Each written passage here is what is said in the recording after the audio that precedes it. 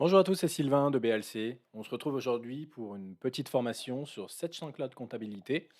On est ici dans une dernière version de Sedge et on va voir ensemble le menu structure et dans le menu structure, le plan comptable général. Alors le plan comptable général, c'est tout simplement, eh bien dans Sedge, ce que j'appelle moi la coquille de la compta, hein. Pour faire une compta, il faut un plan comptable général, un plan comptable tiers, des codes journaux, et globalement, avec tout ça, on arrive à peu près à s'en sortir et à commencer à saisir des écritures. Voilà.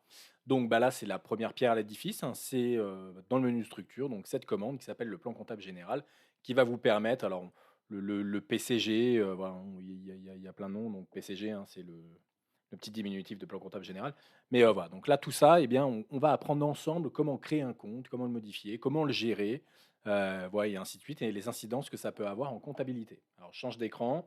Voilà, on se retrouve donc ici dans notre petite configuration, donc 7 sans cloud, dernière version. Et dans le menu structure, on va retrouver cette petite commande plan comptable.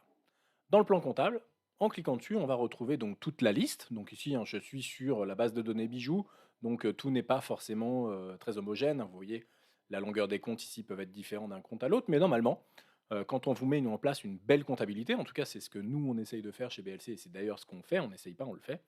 On a quelque chose de très homogène, assez sympa, voilà, qui est assez simple à lire et à utiliser.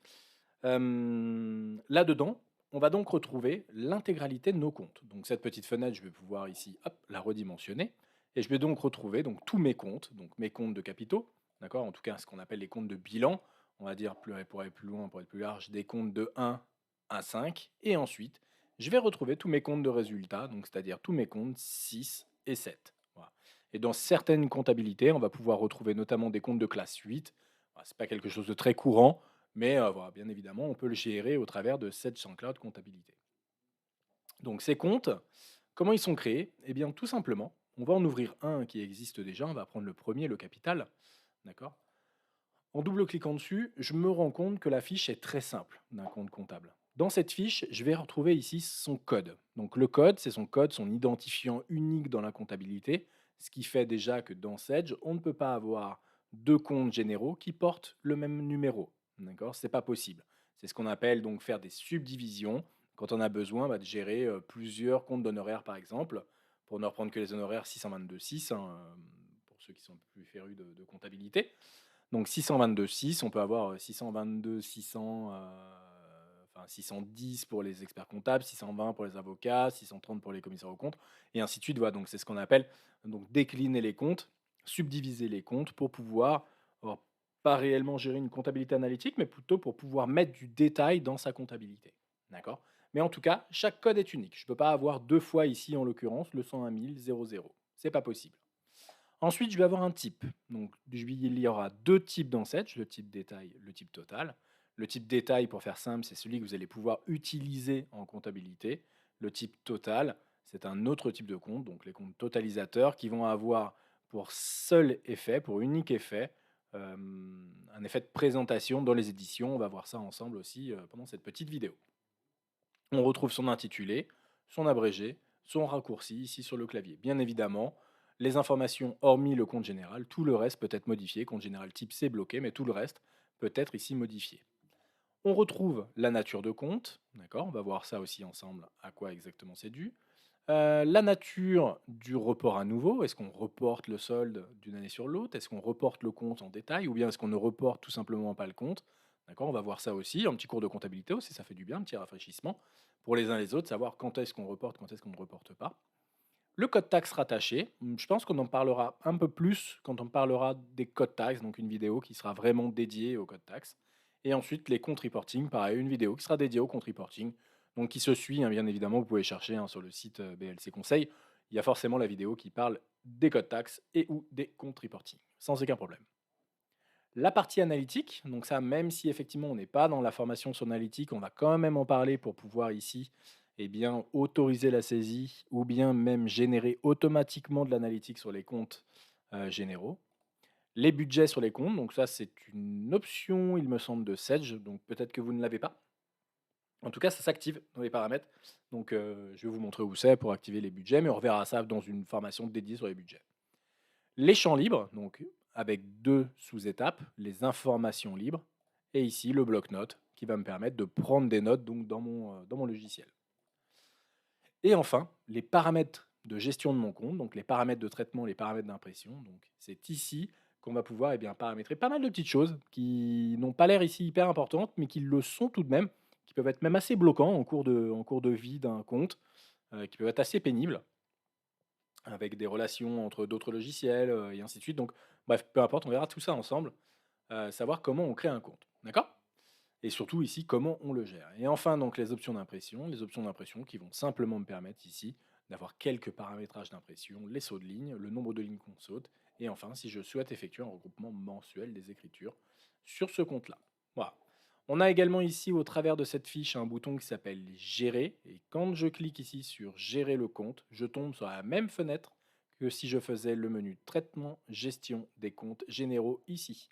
D'accord. Et en gros, ici, dans l'interrogation et la lettrage de mon compte général 101 000 capital, c'est ici où je vais avoir plusieurs interactions. La possibilité, un, de voir le détail de mon compte, deux, de pouvoir ici me balader entre mes écritures non lettrées, lettrées, toutes les écritures, et la possibilité ici d'indiquer des critères pour pouvoir préfiltrer cette fenêtre.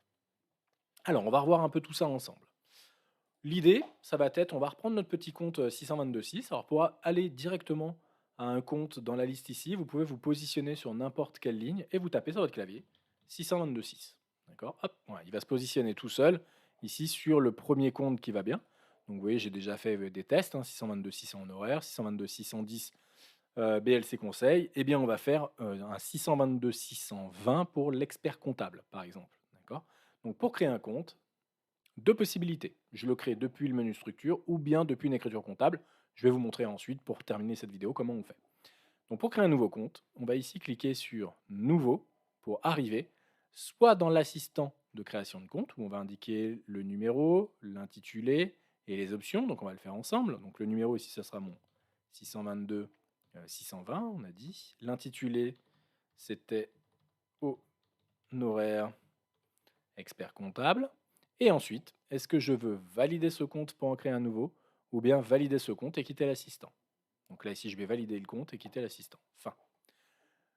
Comme vous pouvez le voir, l'assistant, moi, c'est une fonctionnalité que j'aime pas trop lorsqu'on crée des éléments assez simples comme le PCG ou les comptes tiers ou quoi que ce soit.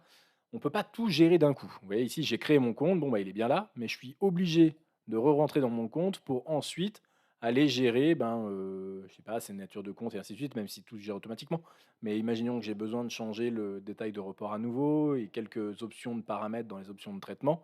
Moi, je suis obligé de retourner dans mon compte. C'est pour ça que j'aime bien, moi, dans le menu fenêtre, désactiver le mode assistant. En désactivant le mode assistant, on va donc retourner dans le plan comptable, on va aller chercher le 622.6 à nouveau. Je retrouve tous mes honoraires et cette fois-ci, on va créer ensemble un 622.630 pour le commissaire au compte. Ok, donc on va cliquer sur Nouveau. Et là, voilà, le comportement n'est pas tout à fait le même et on va dire qu'il est quand même, enfin mieux, je ne sais pas, mais il est plus tourné pour un profil comptable en tout cas. Voilà. Donc le compte général ici, ça sera 622.630. Le type, on va le laisser en détail, mais comme je vous le disais, il y a deux types qui existent, détail et total. On va laisser ça sur détail. Notre intitulé, on va mettre honoraire commissaire au compte. L'abrégé, qui se récupère automatiquement de ce que vous avez mis dans l'intitulé, mais on peut ici le modifier. L'abrégé, ça va vous permettre notamment de faire des recherches au niveau des comptes dans la comptabilité. Voilà. Moi, personnellement, je m'en sers pas beaucoup. Voilà. Donc si vous voulez un peu faire un peu comme moi, vous pouvez ne pas vous en servir beaucoup, et c'est plutôt pas mal. Le raccourci et les natures. Alors, les natures de compte, qu'est-ce qu'on y trouve? On va y retrouver ici toutes les natures de compte de comptabilité. Client, fournisseur, salarié, banque, caisse, amortissement, provision, résultat bilan, charge, produit, résultat gestion, IMO, capitaux, stock, titres. D'accord. Par défaut, ma nature de compte ici s'est mis sur charge. Ok. Pourquoi? Tout simplement. Les natures de compte sont déjà pré-paramétrées dans Sage Comptabilité, dans le menu Fichier, Paramètres Société, et on va retrouver ici dans la catégorie des comptes généraux les natures de compte. Et ici, toutes les natures de compte sont déjà paramétrées, donc quand vous créez une nouvelle base de données dans Sage, ou même si vous utilisez déjà une compta qui existe, il y a peu de chances pour que ça ne soit pas paramétré. En tout cas, si ça ne l'est pas, envoyez-moi un petit screen parce que ça fait longtemps que je n'ai pas vu ça. Mais voilà.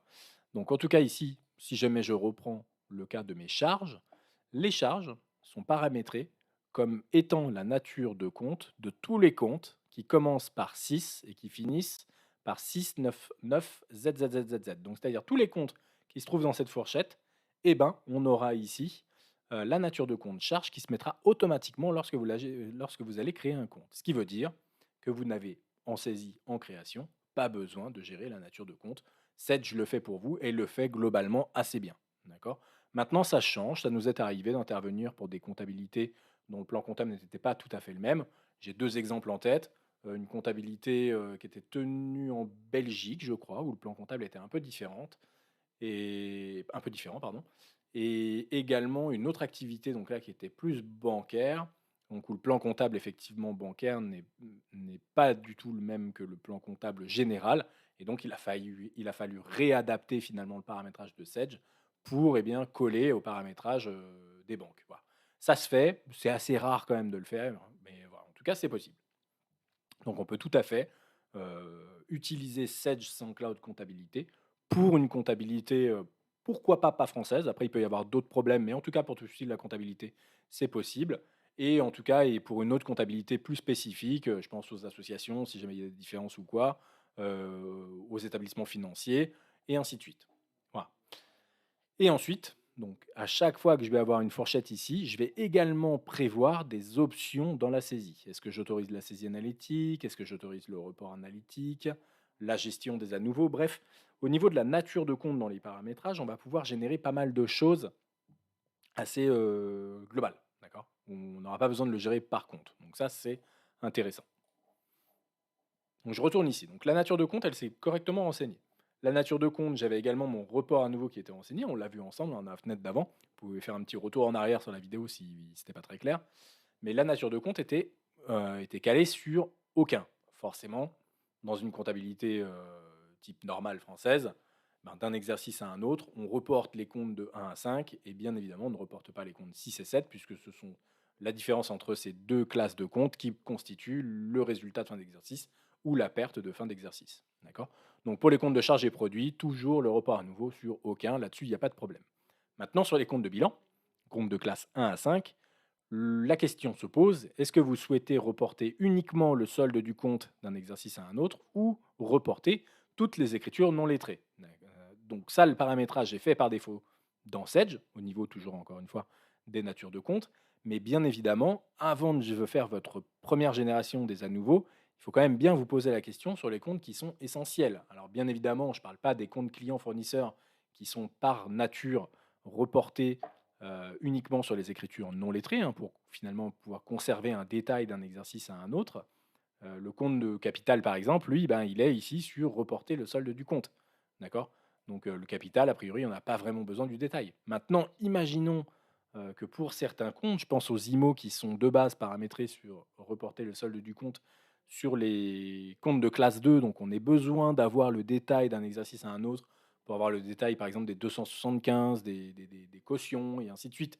Voilà, c'est toujours intéressant de pouvoir simplement, d'un clic, modifier le report à nouveau et de plutôt que de reporter le détail, on reporte toutes les écritures non lettrées d'un exercice à l'autre, ce qui me permet voilà, d'obtenir du détail de n vers n plus 1. Ok, donc en tout cas ici, chargé produit, la question ne se pose pas, le report à nouveau, c'est aucun. Code taxe, compte reporting, on en parlera dans des vidéos séparées, d'accord. Comme ça nous évite un petit peu ces sujets-là. L'analytique, idem, on en parlera dans une vidéo séparée, mais ici, on va déjà pouvoir, ce que je peux vous dire, autoriser la saisie analytique sur ce compte. Donc, il y a pas mal de choses qui vont en découler, hein. Le fait de mettre un plan analytique obligatoire, le fait de le gérer sur des journaux qui soient saisis ou pas en analytique. Enfin bref, voilà, il y a plein de petites options comme ça qui viennent. Mais surtout, cette fenêtre-là, elle est surtout là pour pouvoir automatiser le fait de dire, OK, à chaque fois que j'ai des honoraires de commissaire au compte, eh bien, l'affectation dans mon analytique, elle va être par exemple la direction commerciale à 50%, d'accord. Et ensuite, on va mettre ici, dans la direction marketing, le solde. OK. Voilà. Donc par défaut, j'ai pas mis 50%, on en reparlera toujours pareil dans cette formation dédiée à l'analytique. C'est volontaire, d'accord. Par défaut, n'essayez pas de solder 50-50. Pour vous, ça pourrait marcher, ça, je vois pas trop de problème. Mais il y a d'autres cas où il pourrait y avoir un peu plus de soucis. Donc, par défaut, dans la dernière répartition, alors qu'on soit ici sur une répartition analytique, dans un modèle de saisie, bref, peu importe, on en reparlera aussi.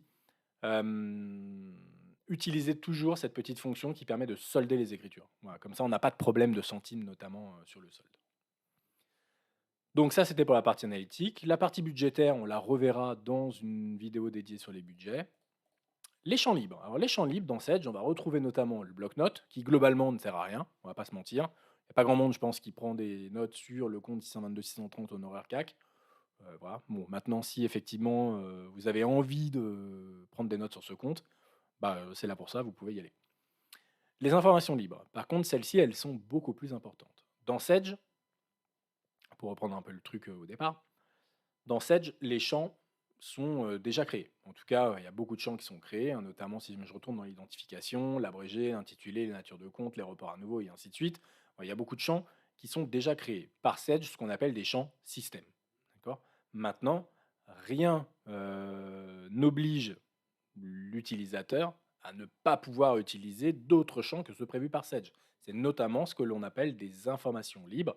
Et donc là, ça va être soit au consultant Sedge qui intervient chez vous, soit à vous, parce que c'est pas très compliqué de le faire, de pouvoir créer en toute autonomie des champs libres. D'accord. Et vous avez le droit, sur le plan comptable général, à créer jusqu'à 69 informations libres. Une information libre, ça se crée dans le menu Fichier ici, Paramètres société. On parlait ici des comptes généraux, donc on va aller dans la brique Compte général. Et on retrouve ici Information libre. D'accord. On va mettre ici, par exemple, ici, Formation BLC. D'accord. On va pouvoir choisir notre type d'information libre. Est-ce qu'on veut y mettre du texte, des montants, des valeurs, des dates longues, des tables, si on veut imposer la saisie aux personnes. Donc c'est plus du texte. Un oui, non, par exemple, c'est une table. Voilà, donc ici, nous, on va rajouter ça en texte. Et quand on sélectionne un champ du texte, on va lui donner ici la longueur. Et la longueur maximum, c'est 69 caractères dans Sedge. Donc on va prendre ici 69 caractères. Et on va enregistrer ici notre petite information libre. Alors bien évidemment, il faut être seul à utiliser Sedge. Là, vous voyez, j'ai a priori une API, parce qu'on se sert de cette base pour faire pas mal de tests. Donc on a l'API Sedge qui est calé dessus. Donc là, comme l'utilisateur est calé sur la base de données, il me dit que je ne peux pas utiliser et pas créer ça. D'accord. Il faut être tout seul sur la base de données lorsqu'on crée une information libre. Pas de souci, on le fera plus tard, c'est pas très grave. Vous avez compris le principe. L'information libre que vous allez ici créer, elle va venir se retrouver à la suite des deux premières déjà créées, où on va pouvoir ici, dernière écriture par exemple, saisir une date, et ici le nombre d'écritures, on va pouvoir ici saisir une date. D'accord. Donc là, ce sont des champs calculés, hein, donc voilà, on a pas mal de petites choses voilà, qui sont faites là-dessus. Mais voilà, donc plein de possibilités. Ensuite, les paramètres. Alors là, les paramètres, c'est intéressant. D'accord. Les paramètres de traitement. Les paramètres d'impression, pour le coup, je ne vais pas vous mentir, on s'en sert beaucoup moins. Les paramètres des options de traitement, pour le coup, on s'en sert vraiment tout le temps, quoi. Déjà, première option, est-ce qu'on saisit dans une devise ou pas? D'accord. Alors, saisir dans une devise, ça ne veut pas dire que obligatoirement ce compte, on va le saisir en dollars. D'accord. C'est pas ça. Ça veut dire que ce compte, on l'autorise à pouvoir venir être saisi dans une devise autre que celle que vous avez paramétrée ici dans le menu Fichier, Paramètres société, Identification. Et on retrouve ici, notamment dans les monnaies et formats, voilà, la devise de tenue de compte. D'accord. Où ici, on retrouve bien l'euro. Donc effectivement, si j'ai des écritures à saisir, notamment en dollars ou une autre devise, je vais devoir, pour chacun des comptes ici, cocher la saisie dans la devise. Alors pour le compte des honoraires du commissaire aux comptes, globalement, dans votre comptabilité, ils seront, je pense, toujours saisis en euros. Maintenant, faites attention, notamment des logiciels comme eFacto, Sedge Automatisation comptable. Voilà, quand ils mettent à jour les écritures dans Sedge, si vous avez une écriture qui provient d'une facture en devise, il va mettre le montant devise, on a une colonne qui s'appelle montant devise dans Sedge, il va mettre le montant de la devise dans toutes les lignes de l'écriture dans cette colonne montant devise. D'accord. Et donc, si sur votre compte 622.6, cette option n'est pas cochée, vous allez avoir une erreur au niveau de eFacto ou de Sedge Automatisation comptable, pour ne parler que, mais il n'y a pas que ces logiciels-là qui sont concernés. Vous allez avoir une erreur dans laquelle il vous dira globalement que la saisie en devise n'est pas autorisée sur le compte 622-630, pour reprendre notre exemple actuel. Bon.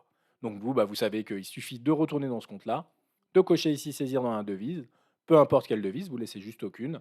OK, vous validez ici et vous pouvez régénérer votre traitement dans votre logiciel et là, ça va fonctionner.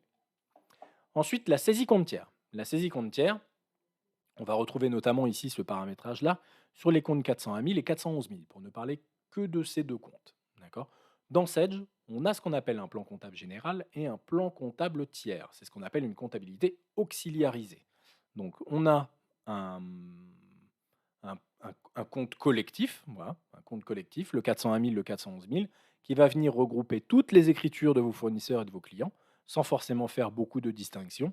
Et ensuite, on va avoir une comptabilité parallèle, une comptabilité auxiliaire qui va venir me donner beaucoup plus de détails sur notamment soit mes fournisseurs, soit mes clients. D'accord. Donc, dans Sedge, pour imposer la saisie d'un compte tiers sur un compte, notamment 401, 411, il faut cocher ici saisir le compte tiers. Alors, par défaut, à nouveau, quand vous créez un compte 401, 411, il est automatiquement coché comme étant avec l'option saisir le compte tiers. Voilà, puisque dans la nature de compte client-fournisseur, on est venu ici cocher ça.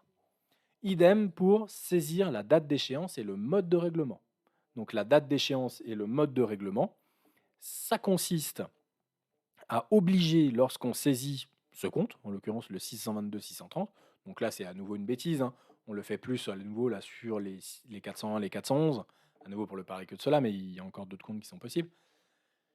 Mais en tout cas, sur ces deux comptes-là, 401, 411, on va venir à chaque fois venir cocher la saisie de la date d'échéance et du mode de règlement. Ce qui veut dire que dans Sedge, on ne peut pas sortir d'une écriture, fournisseur ou cliente, pour lesquelles on n'est pas renseigné de date d'échéance et ou de mode de règlement. Voilà. La saisie d'une quantité. Est-ce que j'autorise ou pas le lettrage automatique? Donc là, pareil. Est-ce que je souhaite faire de lettrage automatique dans ma compta? Oui, non. Voilà, si jamais je suis formellement opposé à cette gestion, bah, je peux ici décocher, autoriser le lettrage automatique. Et donc, voilà, je n'ai pas de problème avec ça. Je peux le lancer autant de fois que je veux, il ne va rien se passer. La mise en sommeil, d'accord. J'ai utilisé un compte, le 622-630. Je ne veux plus l'utiliser. Bien évidemment, je ne peux pas le supprimer dans Sedge parce qu'il a déjà été utilisé dans mon exercice ou dans les exercices précédents, donc c'est pas possible. Donc la mise en sommeil va vous permettre de ne plus afficher ce compte dans la liste des comptes disponibles pour l'utilisateur final, d'accord, tout en sauvegardant l'historique qui s'est déjà passé dans le compte.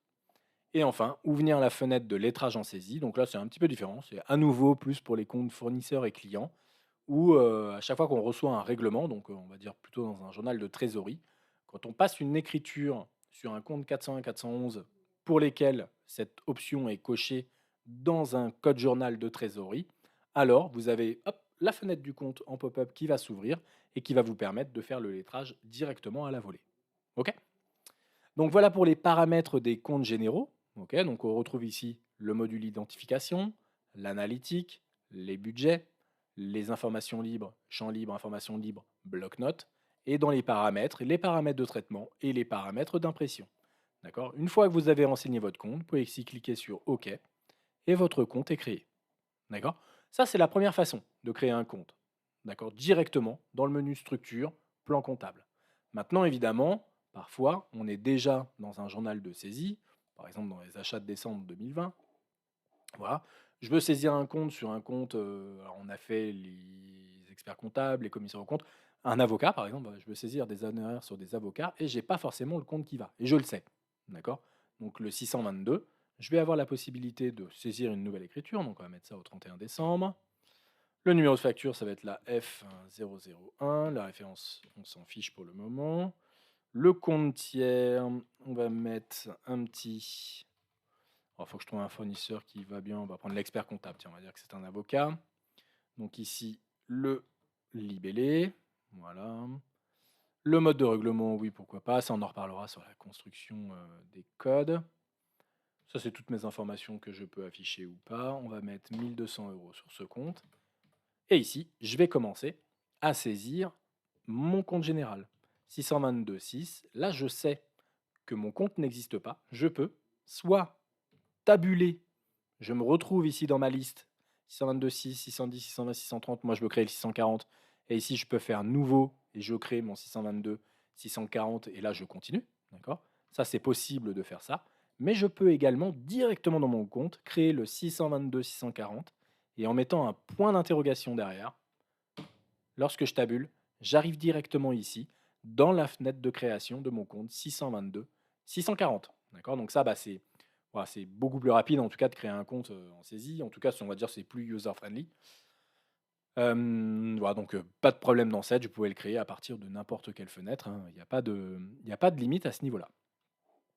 Hem, oui, alors forcément mon écriture est déséquilibrée. Hop, je vais supprimer cette petite ligne. Voilà, donc voilà comment créer un compte, menu structure, plan comptable, OK, et ici le bouton nouveau, ou bien directement dans mes écritures, et ici en tapant la nature de mon compte, en cliquant sur tabuler, puisque moi je valide avec tabuler, mais en faisant une tabulation, je vais pouvoir ici voilà, me retrouver avec ma liste des comptes et cliquer sur le bouton nouveau pour pouvoir créer un nouveau compte. Donc voilà pour le paramétrage des comptes du plan comptable général. Alors c'est pas tout, le plan comptable général, il y a également des paramétrages qui sont un peu plus, sensibles, qui se trouvent notamment d'ailleurs pas au même endroit, dans le menu fichier, paramètres société, et on va retrouver ici au niveau des comptes généraux plusieurs paramétrages, notamment un onglet général qui va me permettre ici de bloquer la longueur de mes comptes. Vous l'avez vu ici, structure, plan comptable. Je vous l'ai dit, moi, il n'y a pas d'homogénéité ici dans ma base de données.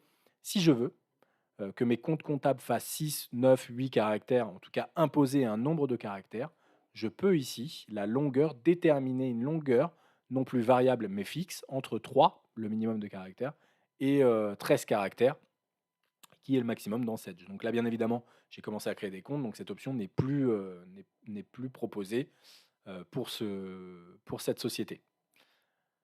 La création des comptes généraux, d'accord. En compte général de type détail, l'application peut récupérer le paramétrage du compte le plus proche ou récupérer le paramétrage défini dans la nature de compte. Et ici, est-ce que je veux le compte général le plus proche ou bien la nature de compte? Par défaut, c'est la nature de compte, ça marche très bien. Est-ce que je gère les budgets ou pas?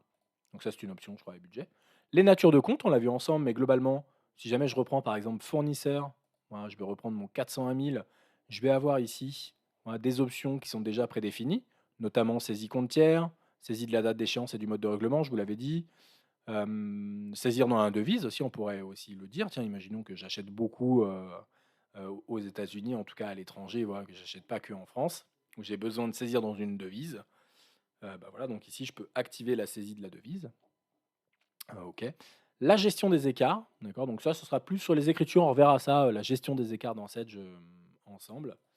Et ensuite, les informations libres, donc on peut créer ici ou bien même venir modifier. Alors bien évidemment, hein, je répète, mais pour créer ou venir modifier une information libre déjà existante, il faut obligatoirement être tout seul dans la base de données Sedge. Ok. Donc voilà, de toute façon, le logiciel vous le dit, hein, vous voyez le nombre d'écritures ici, si jamais je supprime et que je valide, on me dit et on me liste les utilisateurs qui sont connectés dans Sedge, donc à moi d'aller voir ces utilisateurs ou de leur envoyer un message pour qu'ils se déconnectent. Et ensuite, donc refaire ma petite manipulation. Donc voilà pour la gestion des comptes généraux. J'espère que c'était clair pour tout le monde. Je vais changer d'écran. Hop là, voilà. J'espère donc que c'était bien clair pour tout le monde, cette gestion des comptes généraux. En tout cas, si ce n'était pas le cas, bah, je vous invite à mettre un petit commentaire dans le bas de cette vidéo. Et si c'était le cas, je vous invite également à mettre un petit commentaire dans cette bas de vidéo, en bas de cette vidéo. Ça fait toujours plaisir. Voilà, donc surtout, n'hésitez pas. Bon, eh ben, écoutez, je vous dis à très vite pour une nouvelle vidéo et à bientôt.